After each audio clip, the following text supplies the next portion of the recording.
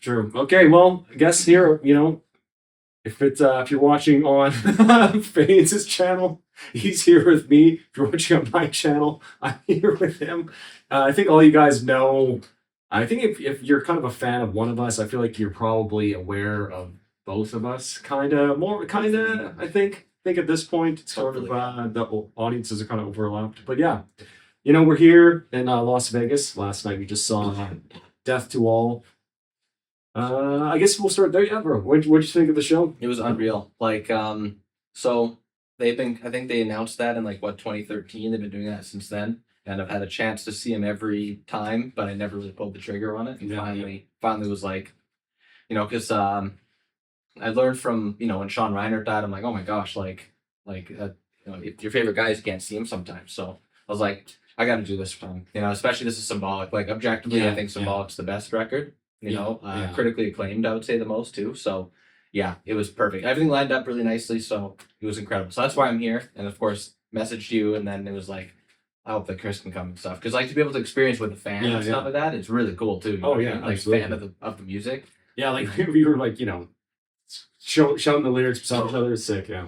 Oh yeah, no, it's so good. But the show was incredible. It was definitely the best sounding metal show I've ever been to. Yes. Yeah, it was not too loud, which is pretty cool, because I'm not a big fan of ultra loud shows. I always have earplugs in, but it was great. Oh my gosh. The energy of the crowd was really good. It wasn't insane, but it was very, very good. I can't stress enough how good it sounded. It was amazing. They're just so professional, so tight, and they don't feel like old timers at all. No, they're certainly way more prepared than the young guys. And they're way more special, I would say. Their show is so much more special than a lot of other bands. Oh, yeah, man. No, totally.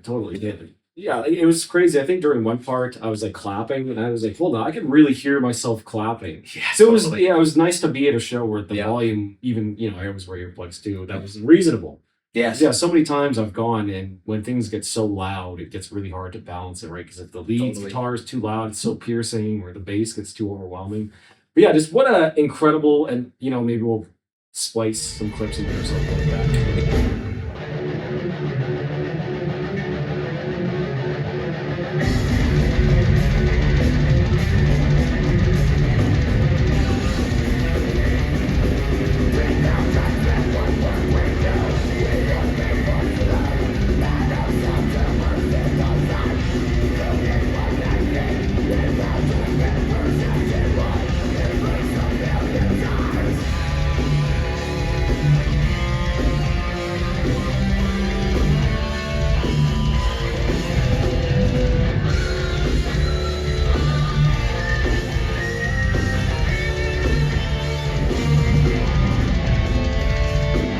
This is an incredible sound. Just everything was so clear. I could hear both guitarists perfectly. Yeah. And the bass, all of Gene Hoglan's cymbals. Yeah, it was just easily the best sounding show I've ever seen. Everything sounded good. The guitars were excellent. If I'm not mistaken, I think Bobby used a Kemper, and then I'm not sure what Max used. It looked like a rack of some kind. But the tone was incredible. The soloing was, I was saying to Chriss that usually when I go to concerts, I hear the lead guitar sounds almost like there's a wah pedal on it, all the time. It's just how the sound works and stuff, and it always sounds like you can't really hear the lead. But this was not like that at all. Just everything had this crisp sound to it.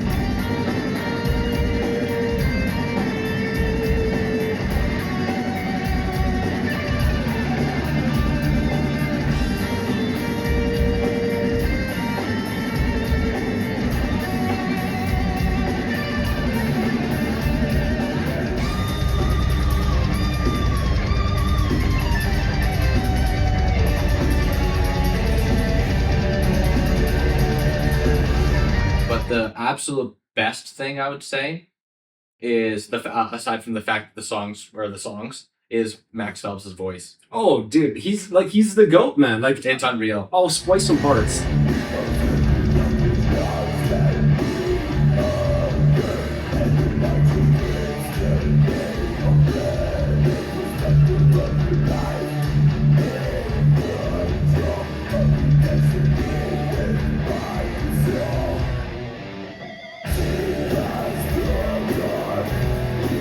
There's one part right at the end where he went from Spirit Crusher, like they went right into Pull the plug, and just how he changed his voice and how he went from immediately sounding like, late era Chuck to early Chuck. It was just crazy. I couldn't believe it, man. It's like I saw it before, and I saw it before, and even then, it's still kind of shocking. No, just how good he mimics. I knew it was like I'd seen Max before at Cynic in LA, and I was like, holy smokes, this is gonna be unreal, because like his voice was so good when you did the growls for Cynic there. But when they opened up with Infernal Death, I believe it was, from Scream. And he did the so there's the door, and then there's the high one. Yeah, the high one. Yeah. If there's a clip of that, obviously put that in there.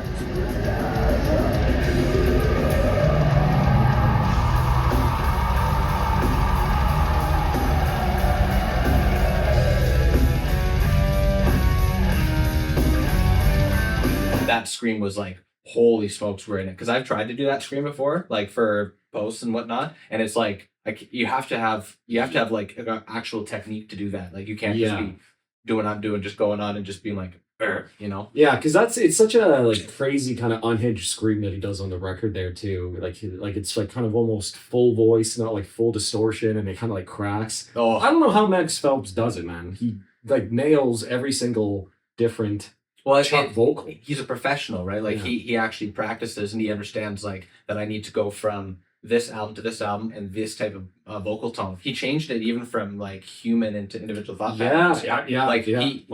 He's a pro, and he takes it seriously, and that's what. And he also, there's no like showboating from him and stuff. He's like there to have the audience close their eyes and feel like they can have Chuck in the room with them. Absolutely. And not be like, oh, Max Phelps.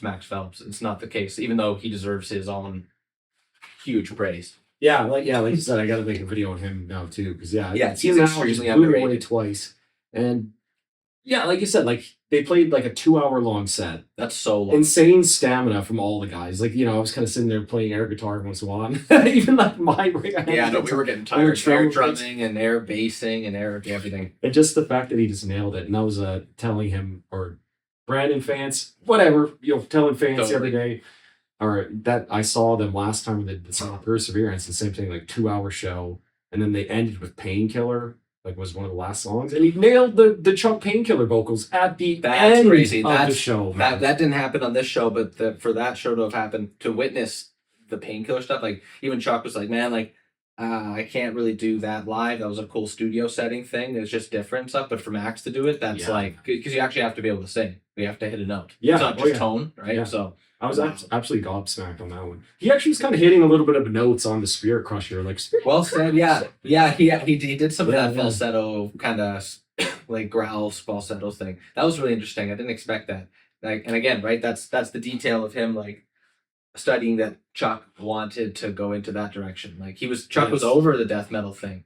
Yeah. Apparently, by like individual, he was like, I kind of want to just make things melodic. In fact, I saw on emptywords.org, which is a really great resource for anyone that's a death fan. That's like where the Schuldiner family originally had all their interviews and anything about Chuck and stuff. And they was talking about like how. I'm losing my train of thought here, so I'm a little tired. What was I talking about? Okay, so I think I know which one you're talking about. So, it was like after. Oh yeah, my apologies. Sorry. Yes. Yeah. He was talking about like the reason why I'm having all of my my melodies on my guitar to be a little bit more on the melodic kind of digestible side is because he wanted to substitute that sound for instead of having vocals, because he always wanted vocals to be melodic apparently, but moved into the guitar, which is really cool. And then ultimately that happened in Control Denied, which I still have to listen to more. I've actually well, there's a little spoiler for you guys. I'm in the middle of writing a whole Control Denied retrospective. Yeah, really good. The more I've listened to it, the more I've really come to appreciate and really enjoy that. But one of the things, it was, so we moved on, right? And there was More Sound Studios. Yeah. He didn't have Scott Burns. He had Jim Morris. He was producing Symbolic. And there's like a little clip in, there's like a free Chuck documentary on YouTube. I don't know if you've ever seen that one. I can't remember what it's called. It's like, it's not Death to All. It's like something like that. It's Death to Metal or something. Death by Metal. Yes. Jim Morris says in that thing, it's like, if you listen to his vocals on Symbolic, he is kind of like singing a little bit more. Yeah. as close as you can do that You while can hear still his doing all the surfy harsh accents vocals. in it. Yeah, bro. Yeah, even on Chris Mountain's like inside Chris, like it's kind of like a little bit Yeah, sung. Totally. Yeah. So yeah, that's interesting. So yeah, so during, I guess we're gonna get real nerdy here, boys. Like this is what you guys want, right? This is what you guys want. So after for the individual thought patterns tour, they were touring with a band called Anacrusis. They were opening for them in that kind of disastrous European tour. Oh shit. And if you go listen to Anacrusis, it actually kind of sounds a lot like what Control Denied would be. Kind of more groove influence, kind of prog metal. That's not like, there's like the Dream Theater, like super technical prog metal, and then there's sort of like the more groove influenced, kind of like Control Denied, different, that longer kind of songs, prog kind of metal, stuff. Anacrusis stuff. And it sounds a lot like that. So I wonder if he, on that tour, he was watching them opening all the time, and he's like, "Oh, these guys are." Oh yeah, he was like I think there's a Richard Christie not podcast, but where he's on Howard Stern talking about like one of the rare occasions where he's actually talking about Chuck with Howard, and he's like, oh, well, like Chuck just observed stuff. He just observed everything, which means he was always paying attention. Like Chuck would have always been paying attention, seeing what's out there, listening to people's conversations, like absorbing what's happening and applying that to his life. So for sure that it would have happened. Yeah. I just thought that was so cool. Maybe one day they'll do a Control Denied tour or something like that, or maybe they could throw in like a Control Denied song at one point. That'd be sick. Death to All, if you're watching. I think for like for the Symbolic tour, I think it was interesting and rare for them to play Perennial Quest, because I don't think that ever was played. No, I don't think so either. Right, and I think that is an actual true bridge to, like, that to me is a Control Denied song. Yes. You know what I mean? It's very, just very like that's even more of a Control Denied song than I find like Spear Crusher, because like that stuff, it was originally Control Denied, but oh my gosh, like it's just so that song has a different feeling than the other stuff on Symbolic, in my opinion. Definitely. It's a little bit more, I don't really know how to describe it. It's like a little bit more careful and a little bit less. It feels like it's a little bit more carefully constructed in the way that there's different parts and momentum in the song, how it speeds up, slows down. It's very speeds proggy. up, slows down. Yeah. Very proggy. Yeah, it's not as like Sacred Serenity is actually a very, very metal song. Like that riff, like the bum bum bum dun dun dun dun dun dun. So groovy, but so groovy, man. To hear it live is something else. It was incredible. Like to be able to witness that kind of music is, for metal, I think that would be like, that's like seeing, oh my gosh, that'd be the equivalent of seeing the Beatles, in my opinion, for rock and stuff. Like it is. It's just, it's that good. True. I guess that's sort of like if we had, somebody who would kind of look like John Lennon, could sing like him. Yeah. And the other guys had Paul and Ringo. Yeah. That's kind of what the vibe was going on. Exactly, right? Like, and I remember when Deathfall first came out, it was just kind of like, I don't know, like, what else? Which is, I think, a very narrow mindset to be like, oh, it's nothing without Chuck. But those guys, they did it so well that it is death. It just doesn't have like. It just doesn't have the body and the soul of Chuck, but that's all right. Yes. But yeah, it really feels like Max Phelps is like the avatar. Like Chuck is being like channeled into him. It really felt like that at the Vancouver show. Yeah. Like I said, it was like a Friday in the summer. Like everyone was like, it was like a beautiful, like the vibes were crazy. Like almost after every song at the Vancouver show, people were like chanting like Chuck. It was actually crazy. Totally. Oh my God. So yeah, dude, it was just so good. If you guys have a chance to go see them, please go see it. Yes. Another thing that I was thinking while we were listening to the show, I'm like, okay, you can really hear, because they played pretty much all of the other songs before they went into Symbolic, right? So they played they only played 2 songs after they finished Symbolic, and that was Spirit Crusher, spoiler, Spirit Crusher and Pull the Plug. So they played all the other songs, including all the spiritual healing stuff before. Yeah. And it really kind of like really cemented my mind. I'm like, okay, yeah, Symbolic is just sort of, it was like on a different level in terms of like songwriting, how the songs flow. You couldn't have gone opposite. You couldn't have done all of spiritual healing after Symbolic. No. Like that's why I say it's like Symbolic is objectively the best death album. Like it's the most thought through. It was meant to be the last death record, right? Yes. Because he was kind of, he was done. He was like, this is death and that's it and that's fine. That's where I'm going to leave it. But then Control Denied happened. But then of course they didn't throw him a bone to be like, we're not going to finance your record unless you make another death record. It's like, yes, yeah. But he did. Usually when artists are in that position, they make really, really lousy material. But Chuck, no. it wasn't the case for him. Yeah, so true. When I was doing all the research for the Controlled Mind stuff, it sort of seemed like he was writing all these songs, but he wasn't like committing to one or the other. Because there's like some demos for, I think it's Moment of Clarity, where he does a clean vocal demo and a harsh vocal demo of that same song. Yeah, you can find it on the deluxe version, I think. Yeah, so it's sort of like he was kind of doing it like. I bet he was sort of, he's a smart guy. He kind of knows, he's been screwed over many times by the music industry. I'm sure he's sort of like, okay, I'll kind of throw him a bone here. I'm not throwing out everything. I know this is what I'm known for. Interesting. Yeah, super interesting stuff there too. But yeah, I think. Sorry, I kind of got. Sorry, I got no. There's a podcast. That's what I like about podcasts is that there is no guide on what to say and stuff like that. That's why I'm not a big fan of like interview style stuff where it's like rigid. It just doesn't have like a nice flow to it and stuff. But no, the show was incredible. Gorguts is incredible. We didn't see the first band, Phobophilic, but I'm sure they're great. But yeah, Gorguts was really cool. Definitely another high importance band, just super professional, very veteran in the scene and stuff, and not just making stuff that's just for the sake of technicality or for the sake of brutality. Like nothing sounds like Gorguts. So and again, that's all I can comment. I don't know what I'm talking about with Gorguts. All I know is that there's quality music. That's all I know. Yeah, same. Yeah, I don't listen to that much Gorguts. They're like I think I told you I made the joke of like I'm too low IQ for Gorguts. You know what I mean? It just kind of goes over my head. Those time signature changes are nuts. Yeah, so interesting, so quirky. Yeah, it was funny trying to watch the crowd like mosh to all the different time signatures and changes in Gorguts. So like they mosh and then they change. I guess it's sort of the same thing with a lot of the spiritual healing stuff. There's a lot of really jagged time signature changes in spiritual side of things. And those are long songs, and those are very, very proggy, death metal-y songs and stuff. Yeah. He was always way many more steps ahead of the scene. Like by the time death metal was still crystallizing, he was already on to like technical death with Human. And then by the time that was kind of crystallizing, then he was already on to melodeath basically. He he didn't I'm not sure if he invented melodic death metal, but certainly there's a major part of it.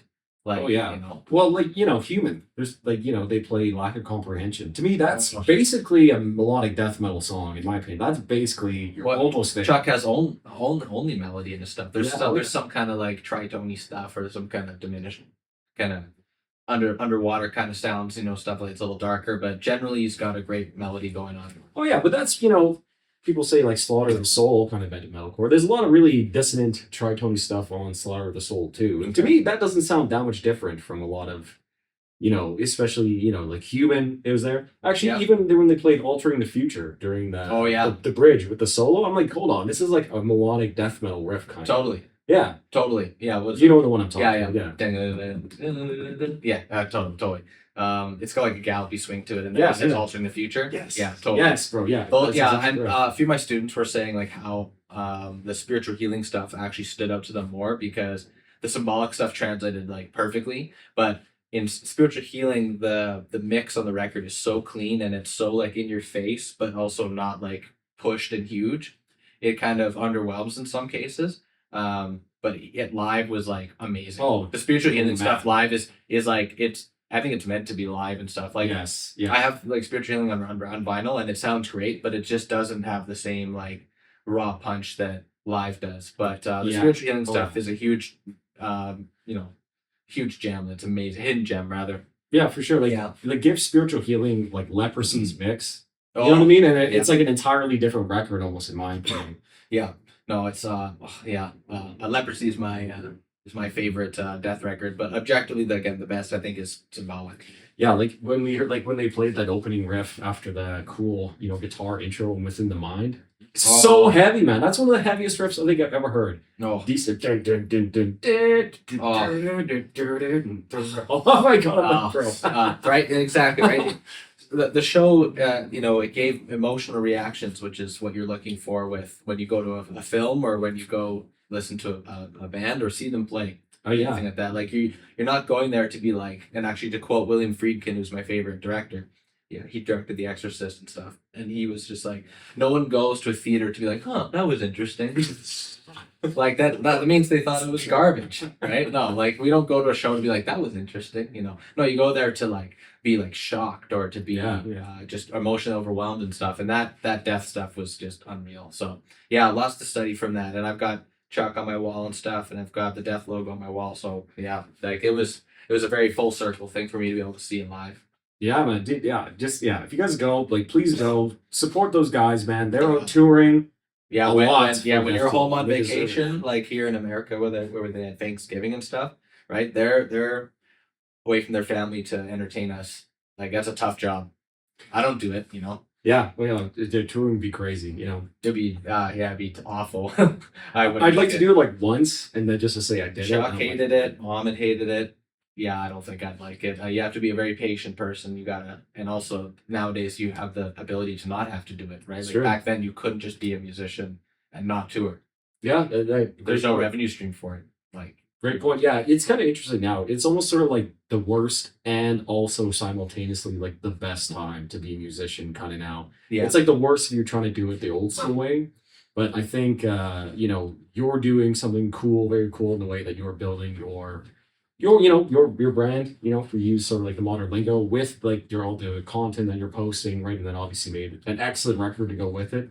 So I think that's a really great way to do it. Same with Archspire too. Yeah. Sort of the same thing, right? It's sort of you need to become. I don't want to say like the music can and should like speak for itself, but you kind of need to be more than that now. If you want to create a career in music, I guess. Well, I think you need a personality. Yes, you need something that is again. Chuck Schuldiner is a personality.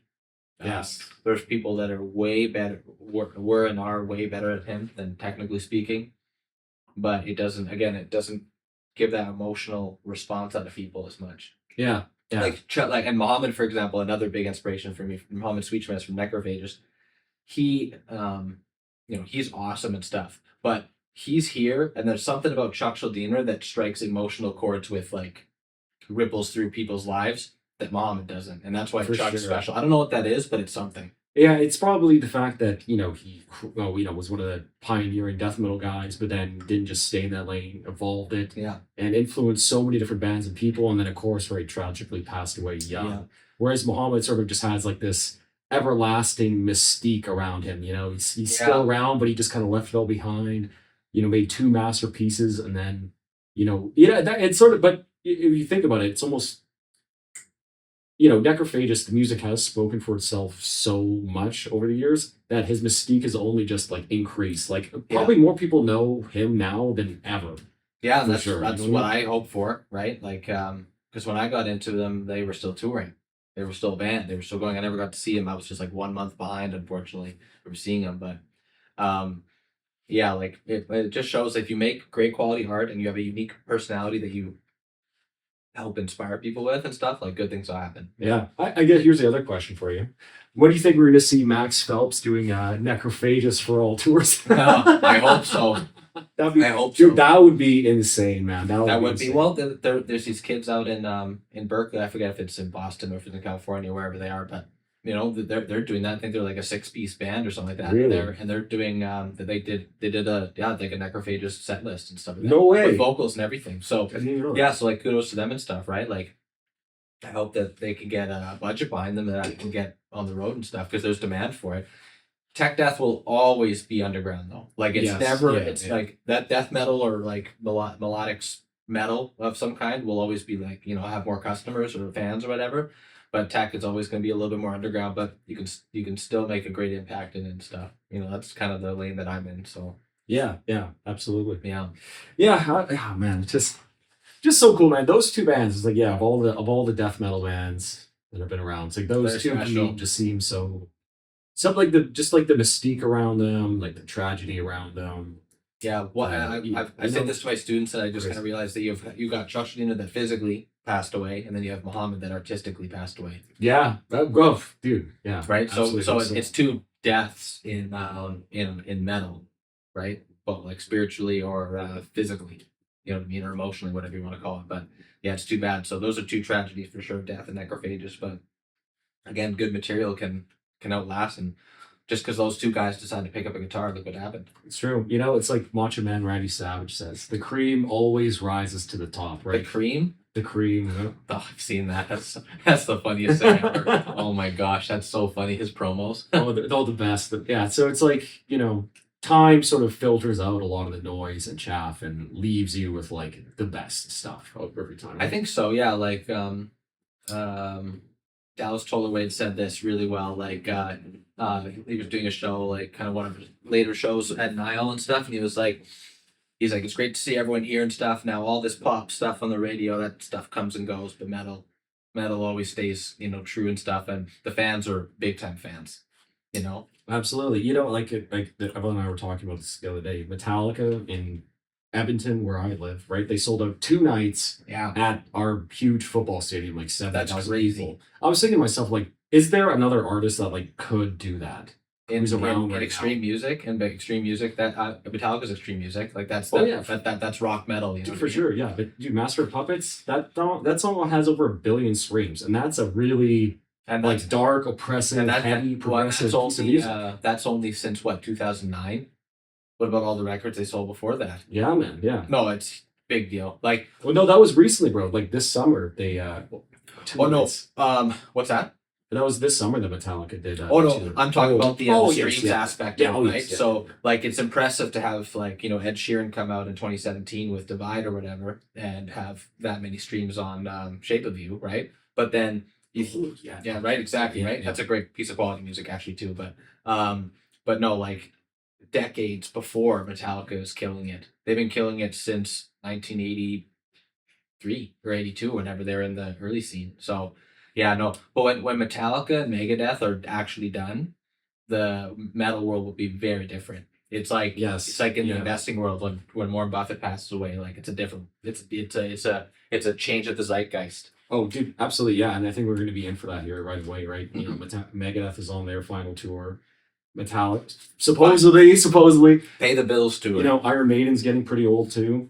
I can't believe they're still going. Right, yeah, the Ozzy Osbourne passed away this year. Yeah, right. So that also, you know, the again, like that's part of the zeitgeist changing, right? Like the founders of extreme metal, metal, are either retiring or passing, you know. Yeah. And it's just different. So it's like, but what makes them great, right? And that's the question. Like, how do you like make music that's not just participating in music, but like leading the charge in something, you know? Yeah, for sure. Yeah, for sure, and that's a tough question, right? Because it seems like so many things haven't done in metal. I don't have the answer either. Do you guys have the answer? You know, leave it in the comments. Well, the listeners know. You know what I mean? Like, because I'm jaded because I make music, right? So I have a vision for how I want to make it. But if I was strictly just a listener of music, then like, I think I know what makes something great, which is, you know, like I like, gosh, what I like about Death and Necrophagist and let's say Megadeth, like Rest in Peace and stuff. I don't know. It's just extremely genuine, super thoughtful music. It doesn't overstay its welcome. Like it doesn't know it's awesome kind of thing. Yeah. I don't know. Just there's a genuineness about it. You know, all those bands. Yeah. There's just something about Rest in Peace that is just like another level with that record too. Like every time I listen to Rest in Peace, I'm just like blown away. And, like there's hardly any other records that do that. Oh, like every time you listen to like Take No Prisoners, I'm like, dude, how do you write this?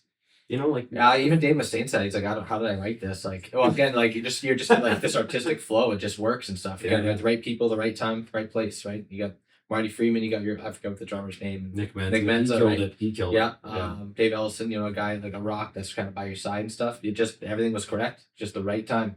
Right timing's everything. Right, like Muhammad was in the right place at the right time too. Chuck, especially, right?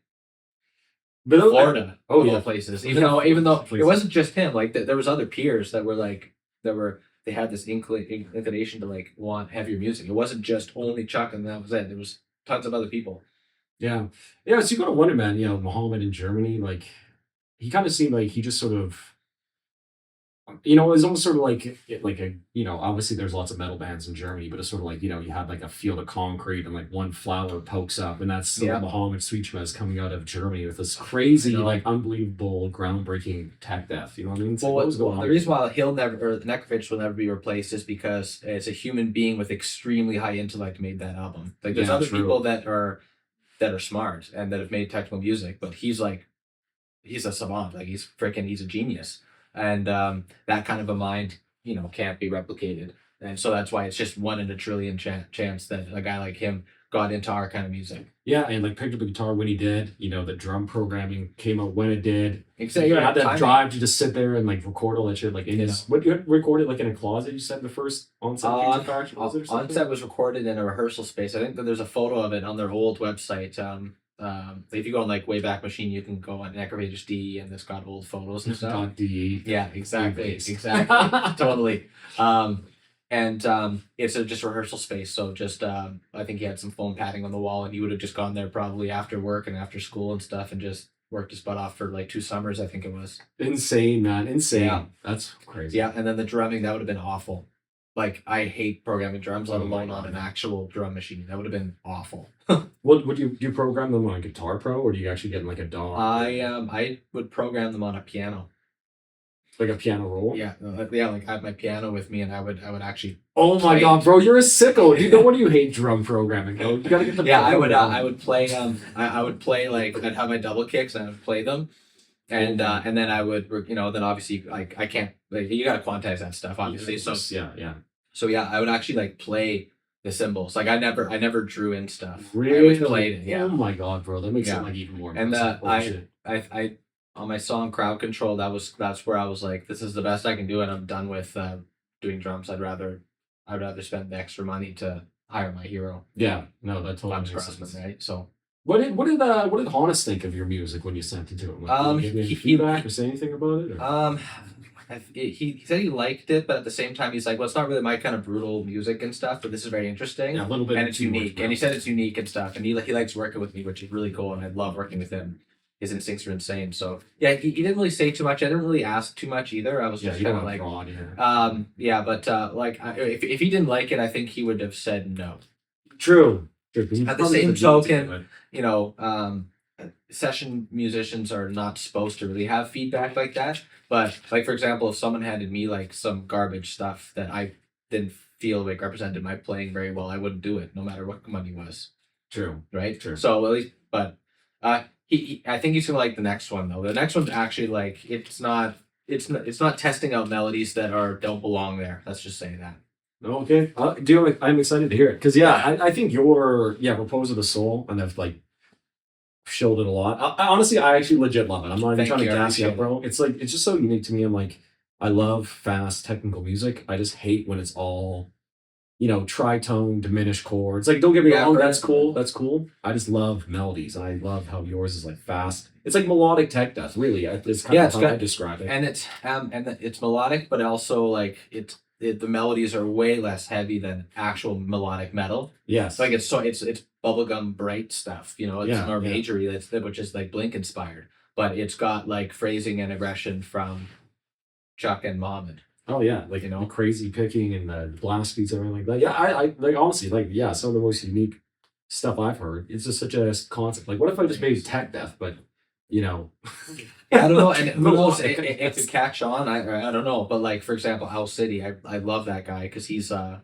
great example of a one-man vision that against. Was it a one-man guy? Yeah, like really Ocean Eyes, where Fireflies came from. Like he did that in his mom's house. No way. Like again, like FL Studio, and that's Logic, and that went #1 in 24 countries, and you could do it from home. So that he was like the first guy to really do that. And so again, the Trailblazer, right? But his music is so quirky and so unique that not one person's doing an Owl City style thing. It's not like it spawned a genre. It didn't do that, right? So I don't know if this is, you know, not to say what I'm doing is like inventing something, but it's just my vision for how art should be. Well, you know, it's funny. I think Fireflies was my high school graduation theme song. I'm not even nice, totally. Well, yeah, like, and it's so weird. Like, most metalheads don't like that, hate it and stuff, but it's actually like good, genuine music. It comes from a guy that like is not financially motivated. He's just motivated to make something really cool, and that's a special album and stuff. Ocean Eyes, it's very cool. Yeah, Again, it just shows like what you can do if you just have a vision. Yeah, I love all the pop music. I think you guys probably know, or maybe you don't know, I guess. But yeah, I love all the pop music too, and yeah, I just love big grand melodies, I guess. And yours is full of Again, that I do love usually pulls emotional response out of me, so that's where I go to. Like, I don't get emotional or get a good feeling from just a whole bunch of tritones or just like a whole bunch of minor thirds musically and stuff. Just like it just kind of I just heard it before. Right? Yeah, exactly. I've heard it Yeah, before, been and done. it's I don't know. It's just again, I don't want to be the guy that goes out of the movie theater thinking, "Well, that was interesting." Yeah, You know, yeah. I want to have that emotional response, right? Oh man, dude, yeah, I just love it. But yeah, it's just funny how Yeah, and it's good to pull influences from other places. Like when I was making Repose the Soul or this next one and stuff, I'm not really focused on at all on any other metal bands aside from Death and Necrophagist and then everything else is just like from William Friedkin, my favorite director, Yeah. or like how Marco Pierre White, who trained Gordon Ramsay, how he views Marco Pierre White. Okay, Yeah, now yeah. we're getting to the real shit. yeah, how he views his art and stuff like Yeah. that, and what it like he's of the philosophy if you have your name above your kitchen, then you're behind your stove.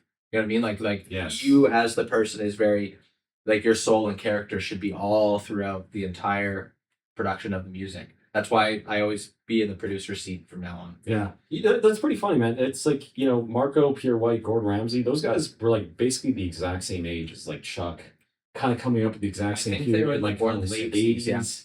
Yeah, they're born in the Yeah. '60s and stuff. Yeah. Have you ever watched? You can find it on YouTube. It's called Boiling Point. It's like I Gordon have. Ramsay opening up his first restaurant. Oh yes, I have. I've seen that. Yes, for Dude, sure, I have. Yeah, That's an exactly. inspirational. No, thing, too. totally. Oh my God. And like, yeah, that's a competitive dude and stuff like that. Yeah, like unreal. Marco Pierre White, I vibe with a little bit more because he's a lot less showboaty and he's not as good of a marketer than Yeah. as he's just like this raw, like talented, visionary guy. And obviously, like it probably cooked his brain a bit being in the kitchen like that for because like dude, you would have no life. It'd be like Steve Jobs, Oh yeah. There was no life outside of Apple. Yeah, There is no life outside of Marco Pierre White's place. And then, for example, Chuck, I think, had more, like, as we found in that Hulu documentary, which is something you definitely have to watch, the Hulu documentary in really Detroit. like that. So good. Whoever Disney had hired to do that knew what they're doing. It's not just some weird cash grab. It's actually incredible. So Chuck had a life outside of death. And he made sure to do that. Like, he wasn't just I only do death metal and I only do. No, he had a good family life. He had a good, relationship with people and stuff like that. So yeah, it's pretty cool.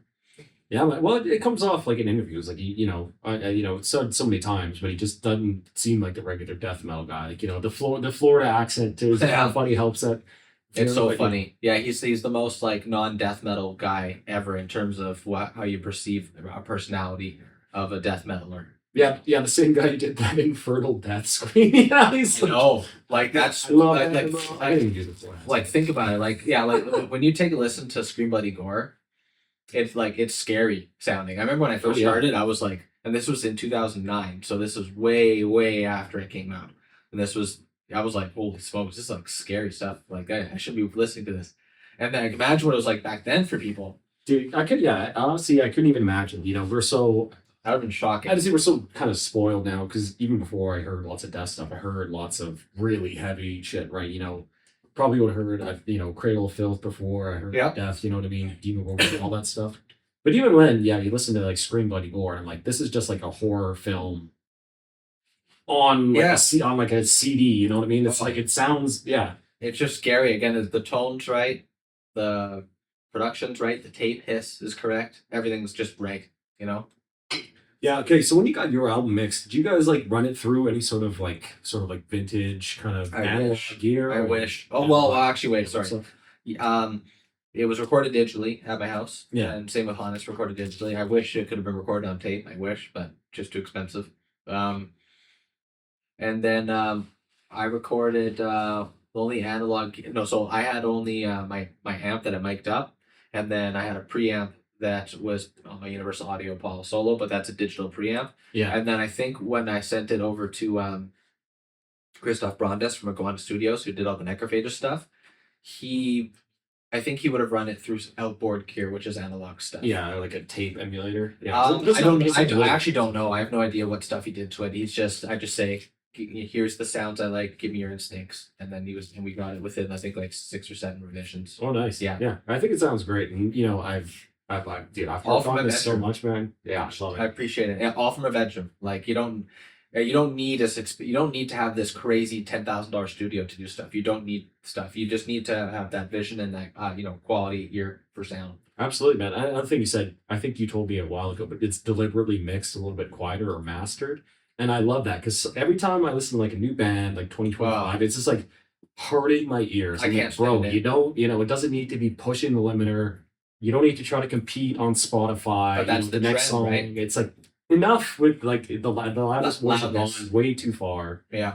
I thought it was just such a breath of fresh air. Like everything sounds sandy. Yeah, man. Nowadays, everything sounds sandy and really like pushed, and I can't stand it. I actually hate modern production a lot. Oh, So when I did it, the guitars were mic'd up, which is really rare now. Yeah, super really rare. Yeah, right. Oh, yeah. Really rare.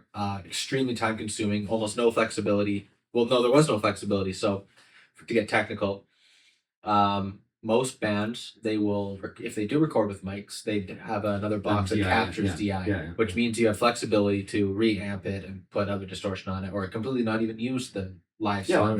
Mix them with whatever. Yeah, for sure. On Epitaph and like Death, so just again, like two focuses, they had one shot to record it, and it's like if you got that good take, that was it. There was no changing it. You could maybe do some EQing, or compression, but you can't do anything else. The shape and the tone is what it is. Yeah, I had no flexibility, and that's what I wanted. It's like play well or don't do it.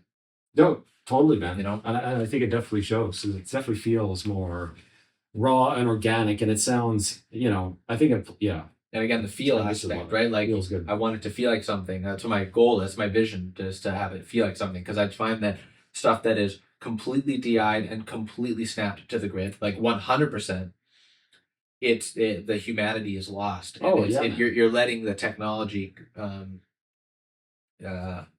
it's like be the crutch. Yes, yeah, it kind of takes over, and there's no sort of human feel left. And that's another thing too, right? You can sort of edit DI guitars like crazy, but you can't really edit a mic'd amp that much. Like you can kind of scooch stuff over and stuff, but you can't like.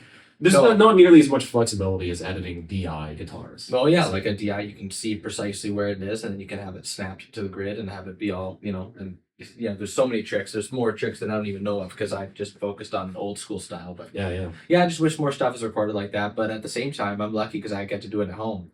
If I had to do it at a studio, there would be 0% chance I could have done that, right? Like the cost of that, people's time, no way. Just no way. And most people do go to a studio or like get some kind of, they record it at some engineer's house or some engineer's studio or whatever. And that's just time is money. Yeah. But I could do it all at home.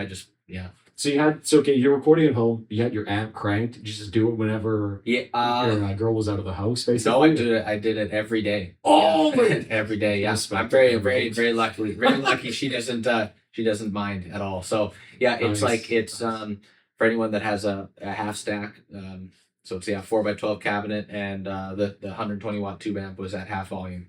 So, which is really loud. It's really loud. That's cranked. It's really loud. Yeah. Like it's and my cabinet is in a closet, and it's mic'd up, and it's got sound shielding and stuff around it, and then that's what I use. So I could have the head outside of the closet, and I could dial it, and then I could be on the computer and record it and stuff. And it was I'm still burnt out from it. Oh, I believe that, man. Have you gone and checked all the bolts and screws near that room to make sure it didn't rattle anything loose? Dude, I can't imagine the 120 watt amp cranked. It's definitely vibrates a lot of stuff. I just hope the house is built well.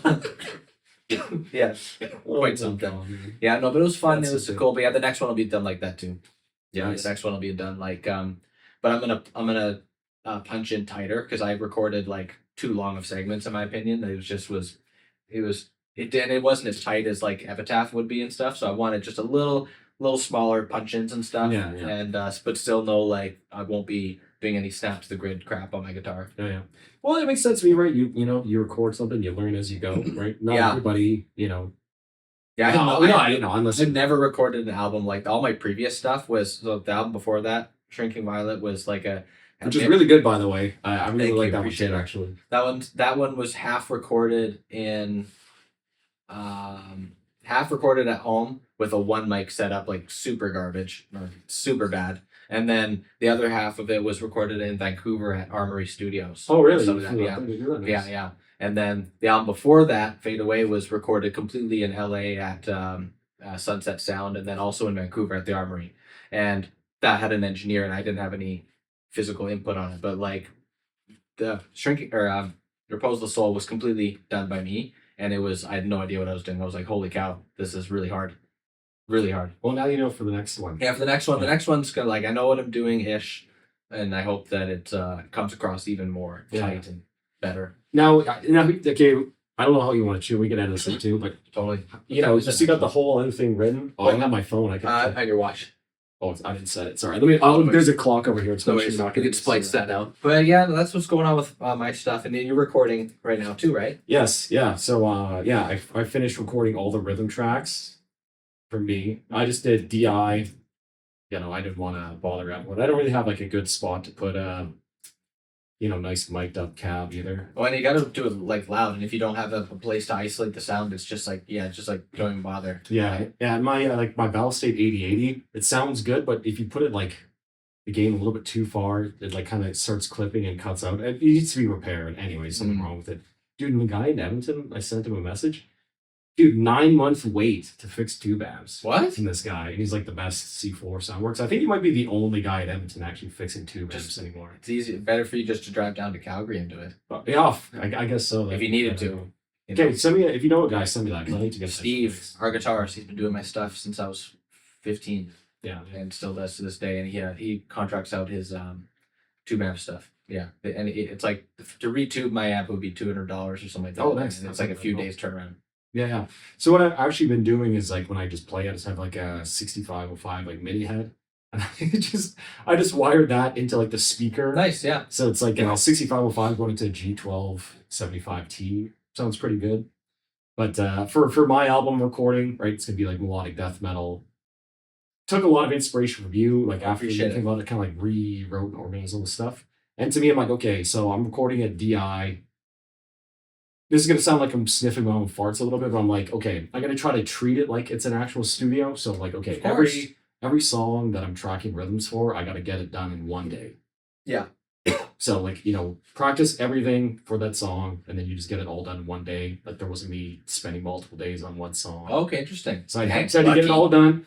And I'm like, okay, if it's not good, or if the parts aren't perfect, well, you got one day to do it, sort of thing, and then I'm gonna go back and spend one day that I'll get to go do punch-ins after. Totally. So yeah, that's the way I'm trying to kind of bridge the gap, I guess, between having, because that's a problem, right? So like infinite or paralyzation of choice, right? You can spend forever getting the exact perfect takes. Especially when you're recording DI, right? You can spend forever doing that. So I'm like, okay, I'm just gonna set.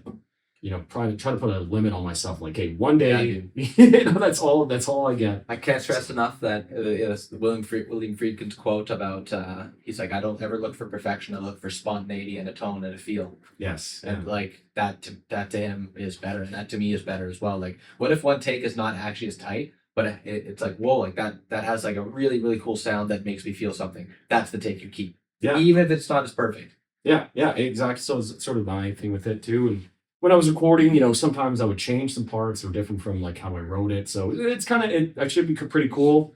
And yeah, so now the guy doing all the leads, he'll be doing the leads right away. And then on real drums will be recording stuff like that. So that's hopefully I'll be able to share that with you guys. Well, if you tune into stream, sometimes I show the demos Fridays on the afternoons. Yeah, as soon as it's ready, let me know. I'll post it as all my stuff too. But yeah, hopefully you guys see that, and I think it'll be sick too. I'm really trying to follow his vision, right? Just have a vision of what you want to make, and what I want to make is like melodic death metal, no clean singing, no keys, just riffs, melodies, and catchy, solid, tight, concise songwriting. No meandering. Perfect. I'm not wasting your time. There's no long ass intros. There you go. Just get to the right to the point. Just get I to love that. See, that's. I think that's gonna go well. I think if there's a demand for it, I think that people like that. They like an authentic, like, almost like that's like the core root of metal, in my opinion. Yeah. is like storytelling, but at the same time, like just rowdy, Yes. right? Yeah. It's just rowdy.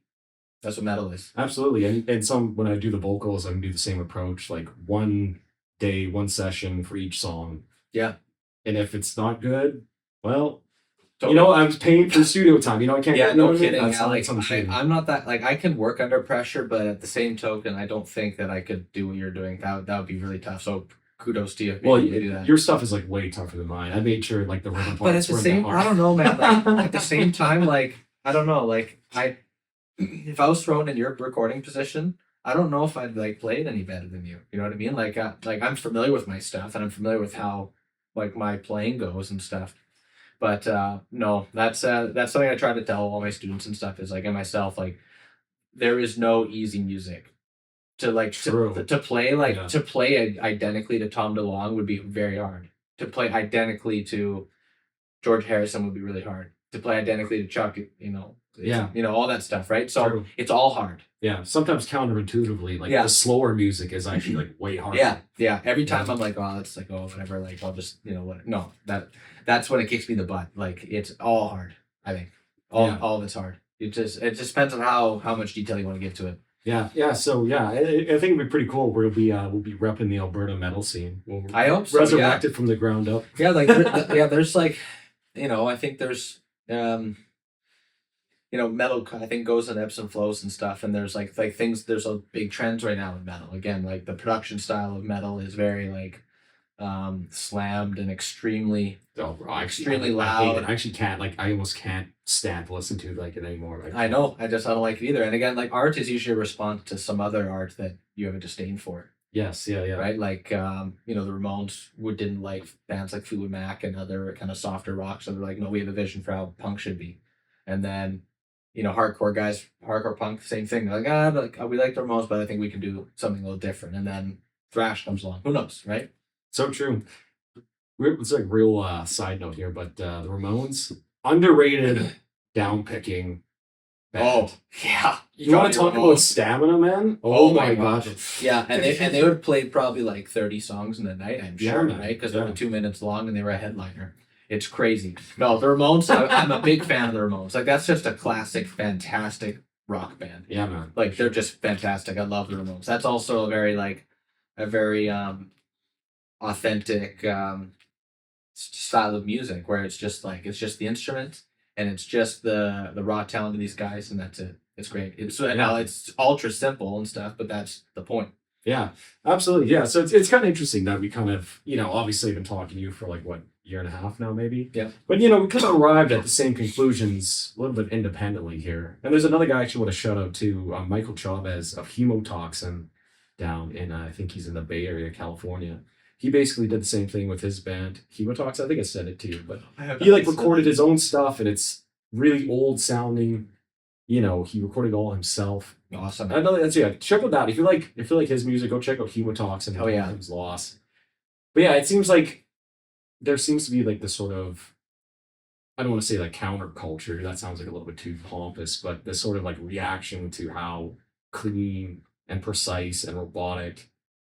It sounds like people put all the time and effort into their own art, and you can make whatever art you want. But at least for me personally, you know, metal needs to be a little bit dirty, a little bit grimy. Yeah, totally, exactly. Like, you know, it can't be so polished and perfect. It's too much. But then, and I think that as well. But then it's like, well, at Necrophage Epitaph is perfect, but it's perfect in a different way. Yes, it's perfect in a. I think that what saves that sound is that the fact it was recorded, mic'd up.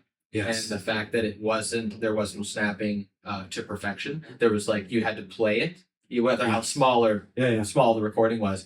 But because that's interesting, because like nowadays, if you just were like, oh, I'm going to do something that is also perfect, you're not going to capture that essence that Epitaph has. So it's like. Yeah, and Epitaph also is produced in a way that's not so overwhelming and like perfect. It's extremely not fatiguing. Yes, it's like super smooth to hear.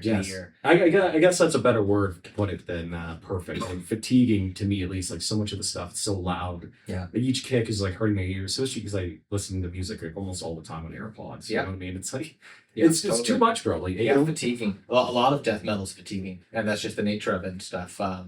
Like even Cannibal Corpse is fatiguing. I love Investigation Plague. That's my favorite album. Like.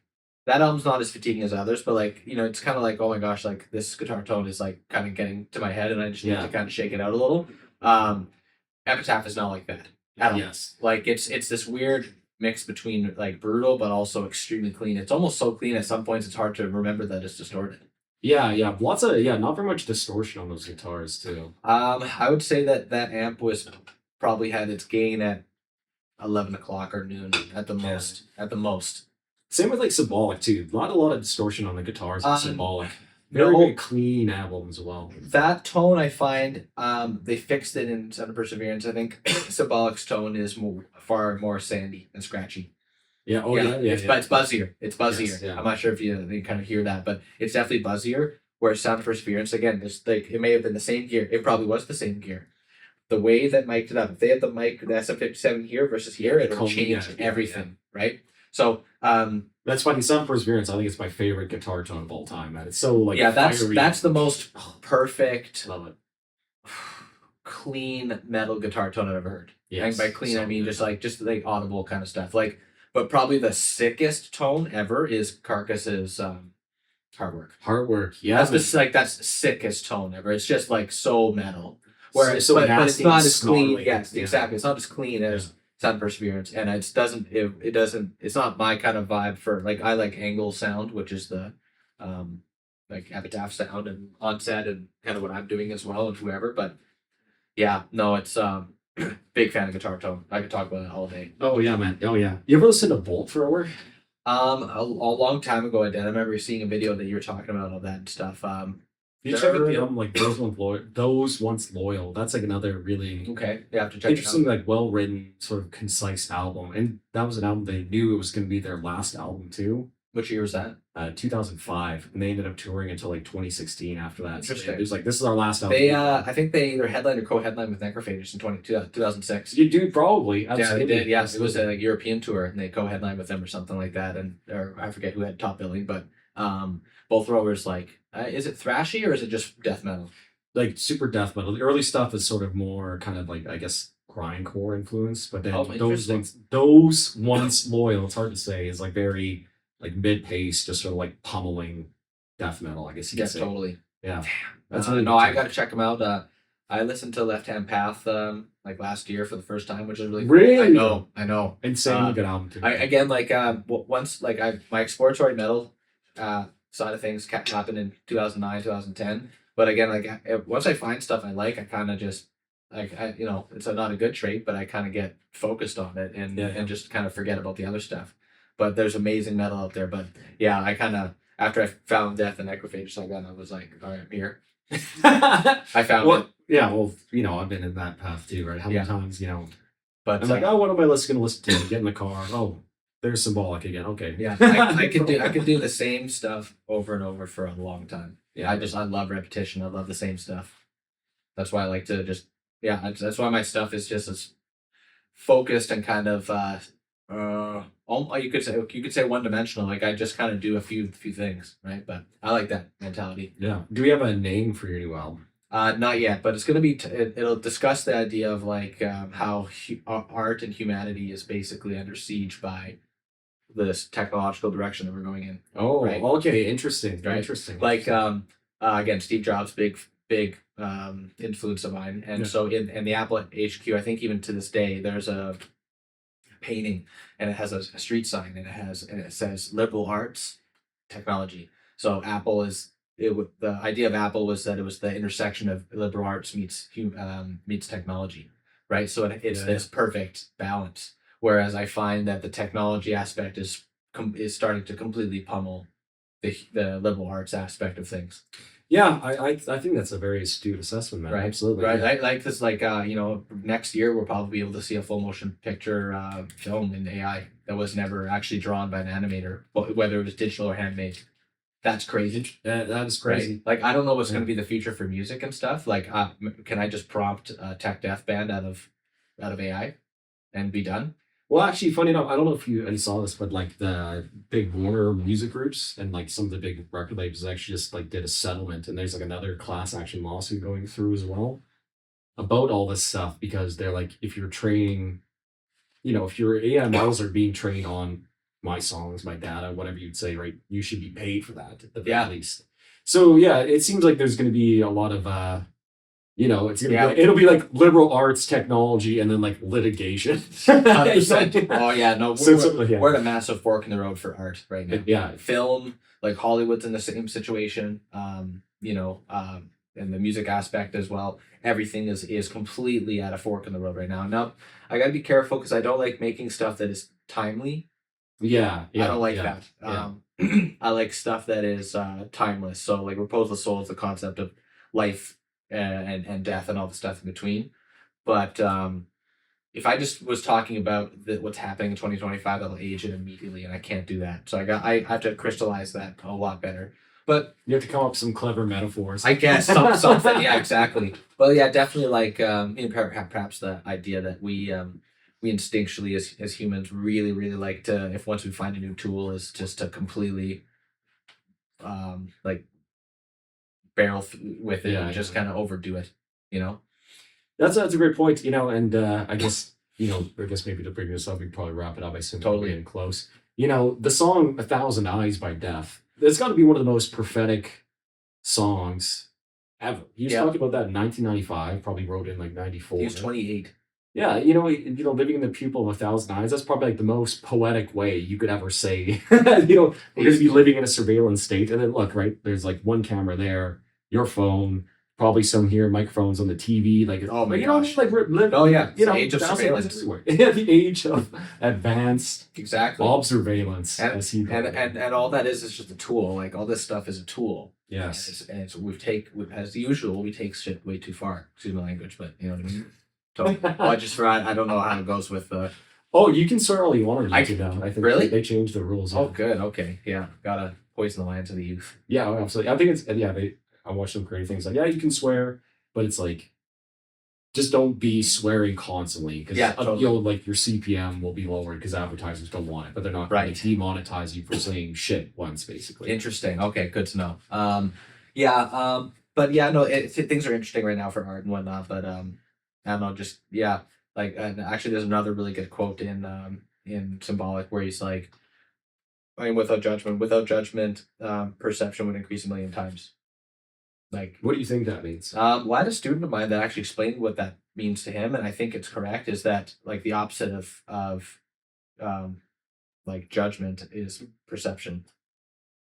I guess, yeah. Right, like because if you're judging something, it's very narrowed, and then perception is just kind of more this full view of it, right? Like it's and I guess what Chuck was saying was that without judging things, your perception of things will.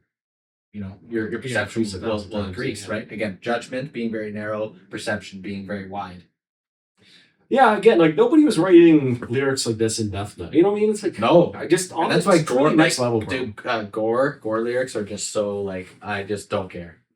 And Chuck was over that by the time he was 19, probably. He was like, I'm done with this. Well, like even leprosy, like that's kind of gory, but it's like a little bit not, talk about like diseases and stuff. Yeah, leprosy's. I don't even think of that as a gore record at all. No, like leprosy is kind of like an ugly disease. I think it's I think it's like kind of metaphorical. Yeah. Like leprosy is probably an old song that he wrote, but like no, Open Casket is like that's like a death song in terms of modernized death lyrics. But yeah. Well, and then Pull the Plug, right?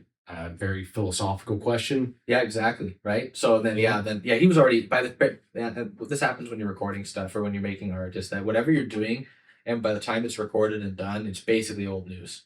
Yes. Like you're already, and you probably experienced that. You're already like thinking about the future and what's ahead. And Chuck for sure would have been like totally over the gore the second that he had the masters delivered to Combat.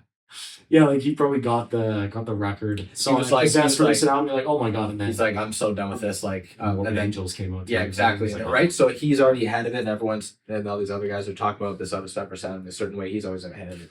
Anyway, yeah, Chuck Schuldiner, best guy ever. We saw the Death show here, absolutely incredible. Worth the flight, worth the investment. Definitely go and see acts that are important to you, because you might not have a chance to do it again, right? Like to close it off, right? I guess like. Life can end so fast, so take your chance to make it last, right? Absolutely. I don't have anything to add.